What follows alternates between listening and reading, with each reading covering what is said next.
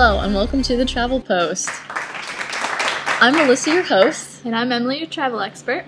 How's everyone doing today? What a good looking crowd we have today. Yeah. So today we're going to travel to Berlin, Germany. Everyone remembers World War II and the Berlin Wall crisis.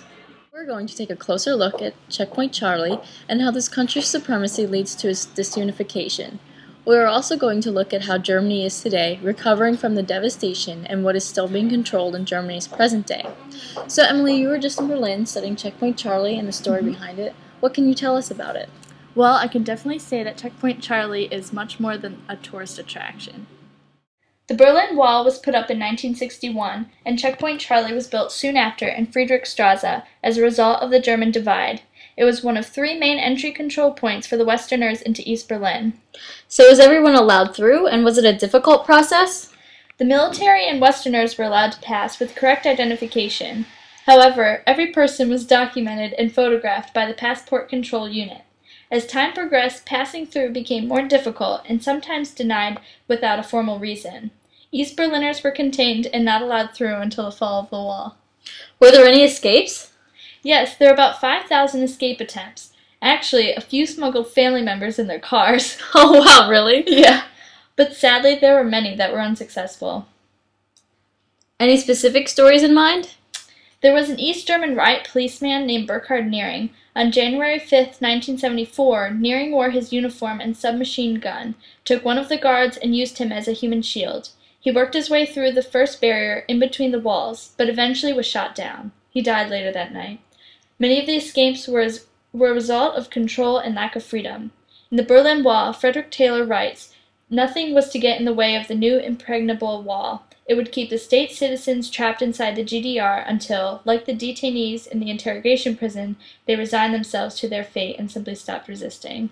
Did the Soviets and the Americans work well with each other since they shared Checkpoint Charlie? They definitely butted heads with each other. The Soviets made sure it was difficult for the Americans to get through. The room dedicated to Ronald Reagan in the Checkpoint Charlie Museum has to be my favorite. Can you tell us his role during this time? Well, in 1987, Reagan came to Berlin to give his famous speech. He challenged Gorbachev to grant Germany, the Soviet Union, and the rest of Europe peace and freedom. Mr. Gorbachev, open this gate. So what is Checkpoint Charlie like today? It is a huge tourist spot that attracts thousands of people each year. Although it is no longer used for its original purpose, a replica of the Checkpoint Charlie building sits at the original location, with imitation guards posing for pictures. The original building is now located at the Allied Museum. And while the wall no longer stands there, you can tell how the area was divided by the stone path put in its place. So Emily, what was it like to go through the checkpoint? My 6th grade teacher actually went in 1974, and she wrote to me and told me her story. Memorial Day weekend, I was visiting Berlin with my husband and infant son. We were stationed at Ferris Barracks in Erlangen, just north of Nuremberg, with the 1st Armored Division of the U.S. Army, and had decided we really needed to see Berlin and the Iron Curtain while in the country. I had the opportunity to join a tour group to East Berlin, but my husband could not go because he did not have a passport, and our son couldn't go because he was not on my passport. He had been born in Germany and was considered a dual citizen. I remember a full bus of tourists being instructed not to take any pictures while in no man's land, the area between the 2 walls at Checkpoint Charlie. I have a picture of the American side of the checkpoint, but then nothing until we arrived in East Berlin. Once we drove through the gate, Soviet guards got on the bus to check all passports. They were heavily armed and very businesslike, no talking allowed. Of course, some fool took a picture. I remember being terrified that he would be shot. The guard marched right to the man and demanded his camera. He removed the film, crumpled it, and shouted something.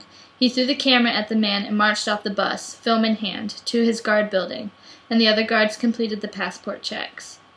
We sat there in no man's land for what seemed like forever, but was probably 10 minutes total. I remember wondering if I'd ever see my husband and son again. Finally, we were cleared and moved on to the eastern sector. We were driven around to selected buildings, a memorial park, a statue of Lenin, and to a store where we were expected to make a purchase. I remember thinking it looked like the war hadn't been over for long.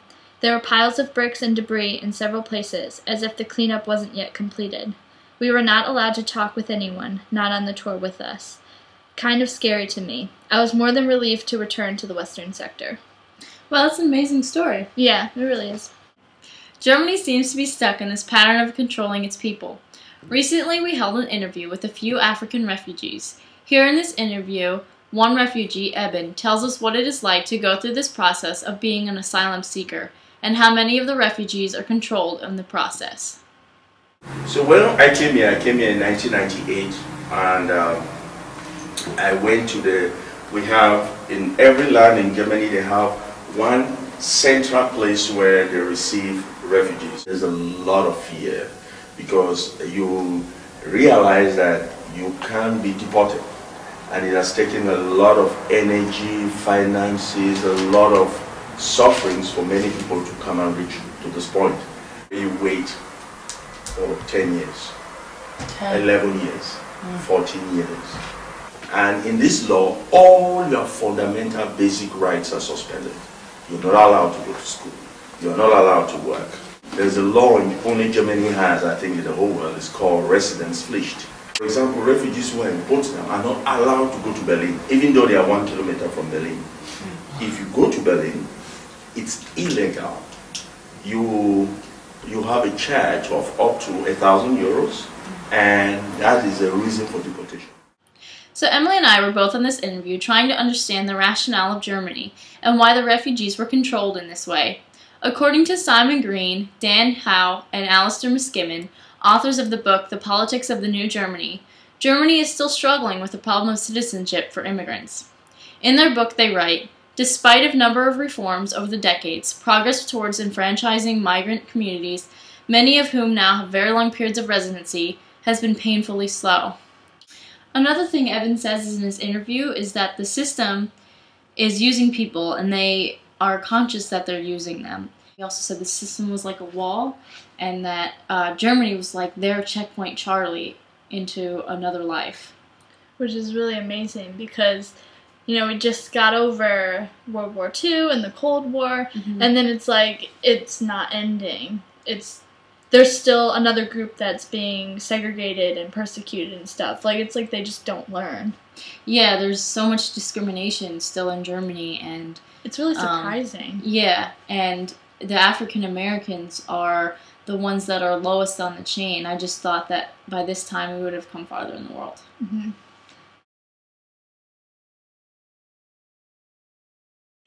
The wall is like a cage, and Checkpoint Charlie was like the gate, so it controlled people going in as well as people going out. And from what we've learned, East Berliners really weren't able to go out. So it showed like how much they were controlled. Yeah.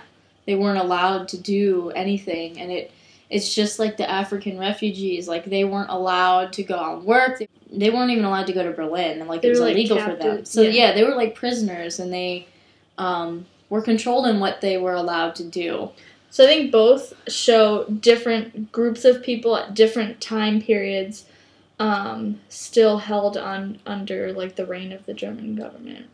Yeah, and I think that for the immediate future, it's almost a pessimistic view of Germany and Europe working together because there's still these things going on, and I at first I would have thought of optimistic view because I thought they would have learned from their mistakes, but until I learned about the African refugees, I really I think I really take a pessimistic view.